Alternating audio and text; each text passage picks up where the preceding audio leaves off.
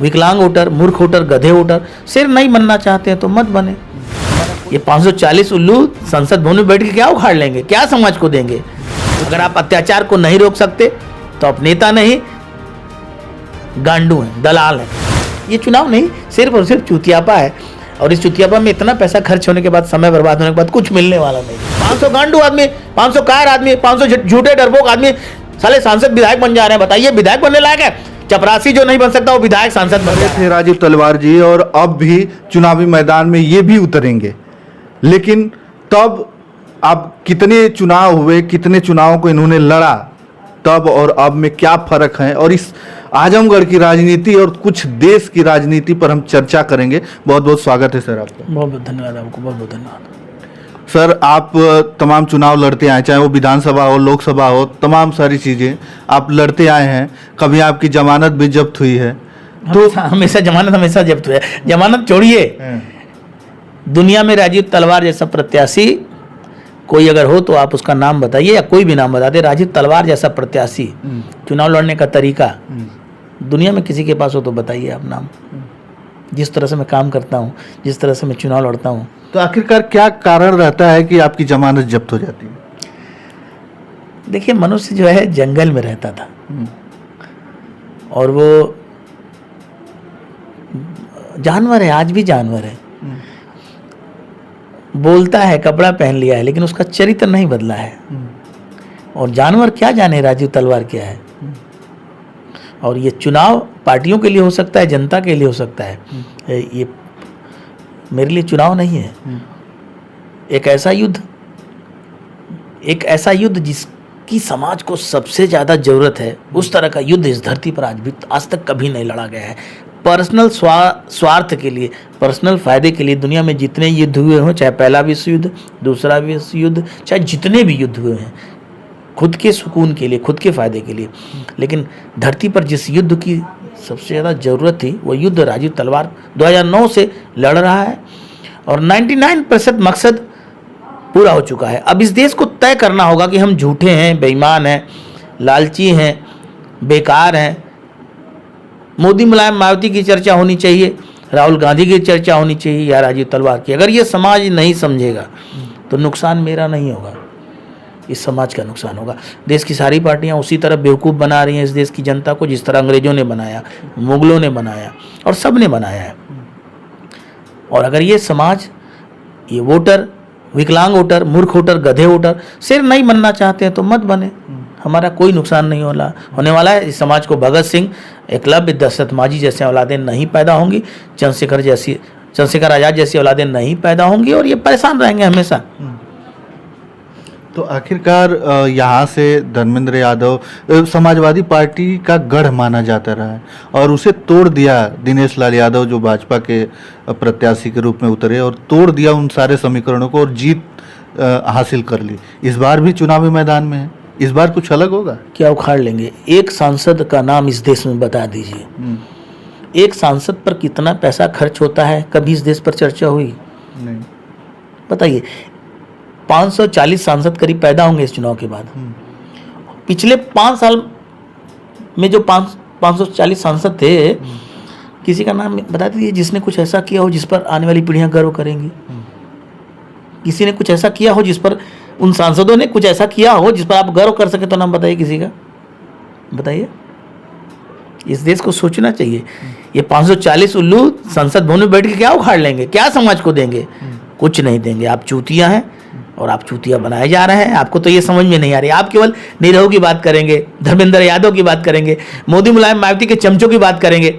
अरे ये पार्टी का गुलाम यार समाज का भला नहीं कर सकता। ये सिर्फ पार्टी की दलाली करेगा, गुलामी करेगा। ये नेता है, इनको चुनाव जीतना चाहिए, एक भी वोट इन सबों को नहीं पाना चाहिए। तो आखिर जनता तो वोट दे के जिताती है ना? जिता है, जनता जिता कहा रही है। हर 5 साल बाद चुनाव होता है, कोई ना कोई पार्टी चुनाव जीत जाती है और ये देश हार जाता है। इस देश को क्या मिलता है चुनाव के बाद? आप बताइए। हमारे वोट से बदलता क्या है? नामर्दों के एक वोट से सिर्फ और सिर्फ इस देश की सत्ता बदलती है, व्यवस्था नहीं। चेहरा बदलता है, चरित्र नहीं बदलता है। ये सब एक हैं, ये सब मिले हुए हैं, लेकिन इस देश की मूर्ख जनता को ये बात समझ में नहीं आती। सारी पार्टियां एक हैं, वोट डालो राज करो। पहले अंग्रेजों ने और अब इस देश की पार्टियां। इस देश को समझना होगा। नहीं समझेंगे मत समझे, हमारा क्या बिगड़ने वाला है। तो आप जिस तरीके से चुनाव लड़ते हैं, आपको क्या सोच के पब्लिक वोट करे? क्योंकि अभी तक तो वोट नहीं किए, जमानत जब्त हो जाती है। हाँ, इस देश की पब्लिक को समझना होगा कि नेता कैसा होना चाहिए, कौन नेता है। सड़क बनवाना, ये बताइए, सड़क बनाना नेता का काम है कि सड़क बनाने के लिए एक विभाग होता है? सड़क बनवा देंगे, कहेंगे हम सड़क बनवाएं। अरे अंग्रेज थे तो क्या सड़क नहीं थी? अंग्रेज थे तो स्कूल नहीं था? अंग्रेज थे तो क्या अस्पताल नहीं था? ये नेता का काम है। तो आपके हिसाब से नेता का क्या काम? कम से कम नेता ऐसा होना चाहिए कि किसी की परेशानी में सामने खड़ा हो जाए, उसके साथ अत्याचार ना हो। अगर आप अत्याचार को नहीं रोक सकते तो आप नेता नहीं, गांडू हैं, दलाल हैं। और ऐसे लोगों को वोट नहीं देना चाहिए जो आपकी परेशानी में काम नहीं आ सकते। कोरोना काल में बताइए, एक नेता का नाम बताइए जो सड़क पे आया। जब बिहार से मजदूर आ रहे थे, यूपी से दुनिया की मजदूर इधर उधर जा रहे थे, तो एक नेता का नाम बताइए। तब सोनू सूद सड़क पे आया, बताइए। तो फिर क्या फायदा है? कब हमारी, मैं 6 बार जेल गया हूँ, एक नेता आज तक पूछा नहीं कि मेरे साथ क्यों जेल भेजा जाता हूँ मैं। अच्छा, आपको किसी पार्टी ने कहा कि आप हमारी पार्टी से चुनाव लड़ें? जब मैं पहला चुनाव लड़ रहा था तब मुझे राष्ट्रवादी कांग्रेस पार्टी के किसी ने लखनऊ से फ़ोन किया था कि आप हमारी पार्टी से चुनाव लड़िए। लेकिन मैं किसी की गुलामी नहीं कर सकता, मैं किसी पार्टी में कभी नहीं जाऊंगा। मैं जानता हूं मैं चुनाव नहीं जीतूंगा, क्योंकि मेरे लिए ये युद्ध है और युद्ध में मेरा मकसद 99% कंप्लीट है। और चुनाव में जीत के वो नहीं कर पाऊंगा जो मैं चुनाव हार के भी कर सकता हूँ। कुछ समाज में चमत्कार करने के लिए, अच्छा करने के लिए नेता बनना ज़रूरी नहीं है। बिना उसके मैं बहुत बढ़िया काम करने जा रहा हूँ। बस इस देश की जनता को ये चर्चा करना चाहिए कि मैं उस लायक हूँ या नहीं, मैं खराब हूँ, मैं बुरा हूँ। फेसबुक ट्विटर पर लिखना चाहिए, लेकिन सबके पास फेसबुक ट्विटर होते हुए भी ये लोग बोल नहीं रहे हैं, लिख नहीं रहे हैं। ये दिन रात उस आदमी की चर्चा कर रहे हैं जो चुनाव के बाद 5 साल बाद नजर नहीं आएगा। धर्मेंद्र यादव चुनाव के बाद फरार हो जाएंगे, निरहु शूटिंग करेंगे, आपकी परेशानी में काम नहीं आएंगे। तो कहते तो वही निरहु कि आजमगढ़ में रहते हैं, शूटिंग करते हैं, लोगों की परेशानियां सुनते हैं। कहने का तो कोई कुछ भी कह देगा, लेकिन ये जनता को तय करना होगा ना। भाई निरहु पे 3.5-4 लाख रुपए महीना खर्च होगा, वो 3.5-4 लाख रुपए का काम करेंगे। देश का कोई सांसद 3.5-4 लाख रुपए महीना खर्च हो रहा है, वो काम कर रहा है। 800 रुपया 400 रुपया एक दिन भर में आदमी काम करता है तो पाता है, और इनके ऊपर इतना पैसा खर्चा होता है इस देश के सांसदों के ऊपर। क्या ऐसा करते हैं आप बताइए? इस देश की जनता को सोचना चाहिए ना कि क्या ऐसा करते हैं उनको इतना पैसा खर्चा होता है, बताइए।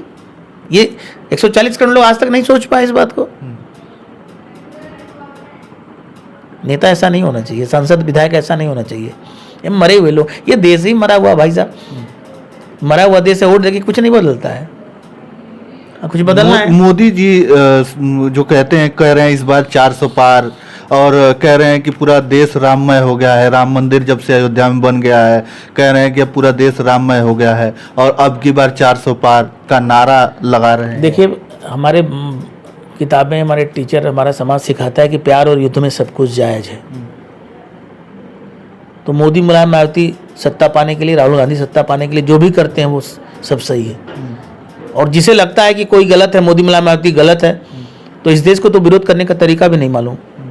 आज करोड़ों रुपया चंदा लिए हैं ना सब, देश की सारी पार्टियां, साबित हो गया ना सब गुंडा है, सब बेईमान है, सबने चंदा लिया है। मोदी ने ज़्यादा लिया है, भाजपा ने ज़्यादा लिया है, तो चोरी है, चाहे वो 500 रुपये की हो या 5 लाख की हो, चोर है ना सब। और चोर आदमी देश कैसे चला सकता है यार? सारे अधिकारी देखिए दलाली कर रहे हैं नेताओं की। इस देश में सारे अधिकारी नेताओं की दलाली कर रहे हैं। पूरे सरकारी कर्मचारी, सरकारी सिस्टम बोझ बन चुका है। और ये साले चुनाव की बात कर रहे हैं।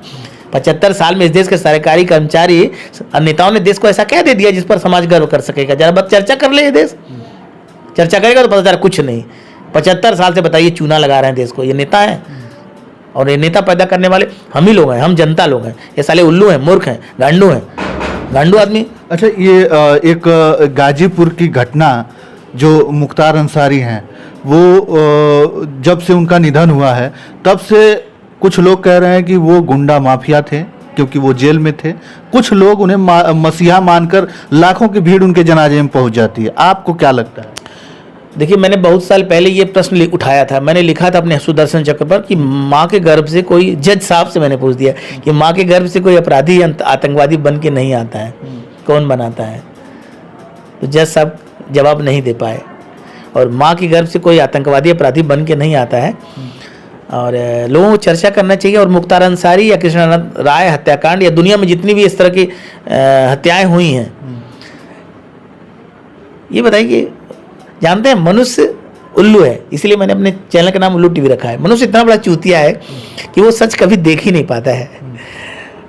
और इस अंधे गूंगे बहरे समाज को अगर मैं सच दिखा पाया तो लोग तय करेंगे कि मुख्तार अंसारी, कृष्णानंद राय, मोदी, मुलायम, मायावती या देश के अधिकारी और समाज में हो क्या रहा है, वही तो करने के लिए मैं सड़क पर आया हूँ। पता नहीं क्या कर पाऊंगा, मुझे मालूम नहीं, लेकिन मैं कोशिश करता हूँ। और इस देश को अब चर्चा करनी चाहिए राजीव तलवार पर। मुख्तार अंसारी गलत हैं या कृष्णानंद राय गलत हैं या कौन गलत है, ये अभी सही तरीके से तय नहीं हुआ है। हाँ, सच आदमी, सच बोलने वाला है कौन, सच दिखाएगा कौन, किसी की औकात, सच कोई जानते हैं भाई साहब, सत्य क्या है ये समाज को पता ही नहीं है। तो जब सत्य क्या है समाज को पता नहीं है तो समाज कौन दिखाएगा और कौन निर्णय ले पाएगा। इसीलिए तो दिन रात, ये बताइए, एक शब्द में बोलूंगा, दिन रात पार्टी पार्टी पार्टी की चर्चा होती है ना, हर जगह, हर पत्रकार, हर मीडिया पार्टी। लोकतंत्र में पार्टी का शब्द कहाँ से आ गया? कभी लोकतंत्र की चर्चा होती है? लोकतंत्र कैसा होना चाहिए, लोकतंत्र क्या है? दिन रात पार्टी पार्टी पार्टी पार्टी, लोकतंत्र कहाँ चला गया? अब बताइए ना। ये चुनाव नहीं, सिर्फ और सिर्फ चूतियापा है। और इस चुतियापा में इतना पैसा खर्च होने के बाद, समय बर्बाद होने के बाद कुछ मिलने वाला नहीं है। कुछ नहीं मिलता, मिलता तो आप बताइए। कुछ नहीं मिलता है, चुनाव के बाद कुछ नहीं बदलता है। बंद होना चाहिए नौटंकी यार, चुनाव नहीं होना चाहिए। अरे भाई, चुनाव से क्या मिलता है? इतना पैसा बर्बाद होने के बाद चुनाव से क्या मिलता है देश को, बताइए। 500 गांडू आदमी, 500 कायर आदमी, 500 झूठे डरपोक आदमी साले सांसद विधायक बन जा रहे हैं। बताइए, विधायक बनने लायक है? चपरासी जो नहीं बन सकता वो विधायक सांसद बन जा रहा है, उस पर कितना पैसा खर्चा हो रहा है? आप बताइए, पिछले 5 सालों में संसद में ऐसा कानून कौन सा बना है जिससे हमारी कोई समस्या खत्म हो गई हो? तो बताइए आप जरा, बताइए, कोई बता दे साला। 140 करोड़ गधों में से कोई बता दे? नहीं बता पाओगे, क्योंकि ऐसा कुछ नहीं हुआ और न होगा।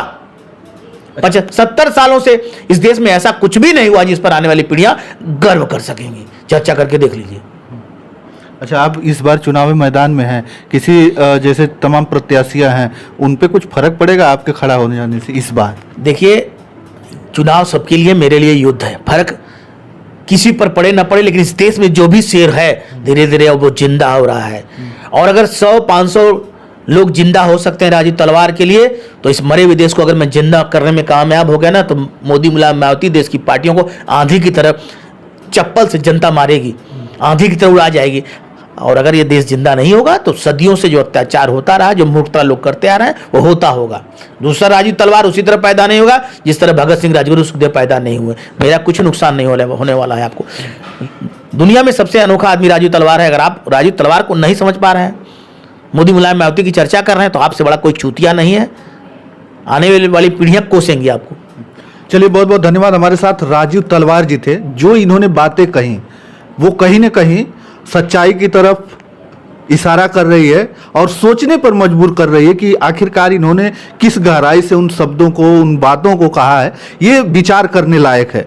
हर बार ये चुनाव में खड़े होते हैं, जमानत जब्त होती है, लेकिन ये जो है रुकते नहीं है, हर चुनाव में खड़ा होते हैं और ये इसी उम्मीद के साथ खड़ा होते हैं कि अब बदलाव होगा, अब बदलाव होगा। उसी बदलाव की उम्मीद में ये बार बार खड़े होते हैं चुनाव में और बार बार इनकी जमानत जब्त होती है। लेकिन अब जो है 2024 का लोकसभा चुनाव है, अब देखने वाली बात होगी कि इस बार क्या होता है, क्या बदलाव की तरफ जाती है ये आजमगढ़ की जनता, देश की जनता, या फिर से एक बार इनकी जमानत जब्त होती है। ये देखने वाली बात होगी। तो चलिए, कैसा लगा हमें कमेंट के माध्यम से जरूर बताइएगा। इनकी बातों से आप कितना सहमत हैं वो कमेंट के माध्यम से हमें जरूर अपनी प्रतिक्रियाएं दीजिएगा। तो चलिए, इस वीडियो में इतना ही। धन्यवाद जी। यह चुनाव नहीं, युद्ध है और आप सब इसको युद्ध की तरह लड़िए। लड़ना जरूरी है, युद्ध लड़ना जरूरी है। हार जीत मायने नहीं रखती और देश के हर संसदीय क्षेत्र में आने वाले समय में राजीव तलवार की तरह लोगों को चुनाव लड़ना चाहिए। तो वोट के लिए आप कुछ कहेंगे अपने लिए? हमको वोट नहीं चाहिए, हमको इस देश से शेर चाहिए और 500 शेर मिल गए ना तो मोदी, मुलायम, मायावती, उस देश के जितने अधिकारी हैं जो देश के साथ नमक हरामी, सरकारी कर्मचारी जो नमक हरामी गद्दारी कर रहे हैं, उनकी औकात बता देंगे और ये देश, मरा हुआ देश जिंदा हो जाएगा। और जिंदा हो जाएगा तो पूरी दुनिया को समझ में आएगा कि डेमोक्रेसी होती क्या है, लोकतंत्र होता क्या है। चलिए, बहुत बहुत धन्यवाद।